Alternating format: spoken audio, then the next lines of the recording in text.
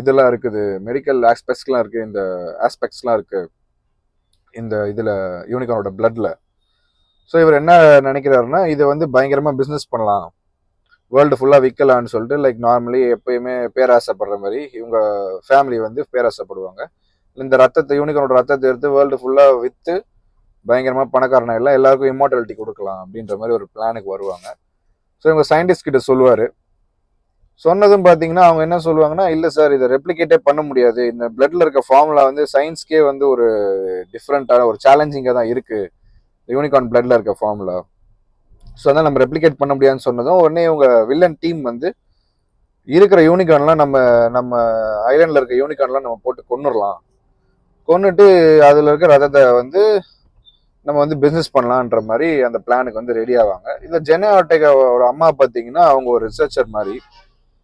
So அவங்க வந்து ஜெனா அவங்க எல்லாம் ஒன்றா இருக்கும்போது அவங்க நிறைய யூனிகார்ன் பற்றி ரிசர்ச் பண்ணும்போது சொல்லியிருக்காங்க, யூனிகார்ன்லாம் ஒரு டேஞ்சரஸ் அனிமல்ஸ், அந்த காலத்தில் அதை வந்து கட்டுப்படுத்த முடியாதனால தான் அதை தனியாக விட்டுட்டாங்க அப்படின்ற மாதிரி.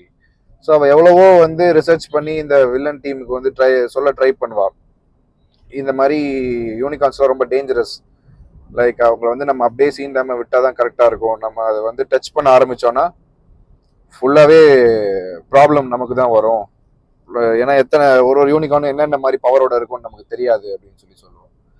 ஏதோ சின்ன பொண்ணு பேசுறான்னு சொல்லிட்டு இவங்க பார்த்து யூனிகார்ன் ஹண்ட் பண்றதுக்கு கும்பலாக கிளம்பிடுவானுங்க. கிளம்பி பார்த்தா அங்கே இருக்கிற ஊரில் இருக்கிற ஃபாரஸ்ட்டுக்கு போவானுங்க. ஃபாரஸ்ட்டுக்கு போயிட்டு ஃபுல்லாக யூனிகார்னை தேடிட்டு இருப்பாங்க. இங்கேயும் அங்கேயும் ஒரே இருட்டாக இருக்கும். அதில் ஒரு சீன் பியூட்டிஃபுல்லாக இருக்கும். ஃபுல்லாக டார்க்கில் டக்குன்னு ஒரு இடத்துல ஒரு லைட் நல்லா வெளிச்சமாக அடிக்கும். அந்த இடத்துல பார்த்தீங்கன்னா அந்த யூனிகார்ன் இருக்கும். அது பார்க்க தான் அழகா இருக்கும். டக்குன்னு பார்த்தீங்கன்னா பல்லுகள்லாம் பார்க்க ஒரு டிராகுலா லெவலில் பெரிய பல்லு எல்லாம் காமிப்பாங்க. ஒரு டைனோசர் எஃபெக்ட் கொடுத்துட்டாங்க அந்த ஃபாரஸ்ட்ல இருக்க சீனுக்கு. ஸோ அவங்க ஃபாரஸ்ட் எக்ஸ்பெடிஷன் அந்த பிளட் எடுக்க போனவங்க எல்லாரையும் போட்டு கொன்னுடும் யூனிகார்ன். ரொம்ப கோரா வந்து கொள்ளும், பயங்கரமா கடிச்சு குத்தி கிழிச்சு அந்த மாதிரி கொள்ளும். ஸோ அதனால தான் R-rated மூவின்னு நினைக்கிறேன். ஸோ அது அது அங்கே கொண்டுட்டு நேராக வந்து ஒரு ஜுராசிக் பார்க் ஃபீல்டில் பார்த்தீங்கன்னா அந்த வில்லனோட வீடை வந்து சுற்றி அந்த யூனிகார்ன்ஸ் எல்லாமே வந்துடும். வந்துட்டு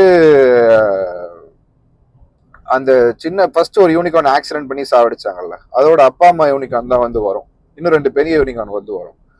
ஸோ அது வந்து அந்த வீட்டில் அந்த பிஸ்னஸ் பண்ணணும்னு நினைக்கிற எல்லாரோட மைண்ட் செட்டையும் வந்து அது வந்து அந்த நெகட்டிவ் எனர்ஜி வந்து அது ஃபீல் பண்ணிட்டு எல்லாரையும் வந்து அது குத்தி கீழ்ச்சி கிளைமேக்ஸ் போர்ஷனில் எல்லாரையும் குத்தி கீழ்ச்சி கொலை பண்ணிடும். கடைசியில் பார்த்தா ஜெனா ஆர்டெகாவும் அவங்க அப்பா மட்டும்தான் இருப்பாங்க. அந்த ஒரு கிளைமேக்ஸ் ஃபைட்டில் ஜெனா ஆர்டெகாவோட அப்பாவும் வந்து இன்ஜுரி ஆயிடுவார், பேட்லி இன்ஜுரி ஆயிடுவார். ஸோ இதை வந்து அந்த 2 யூனிகார்னும் ஃபீல் பண்ணும்.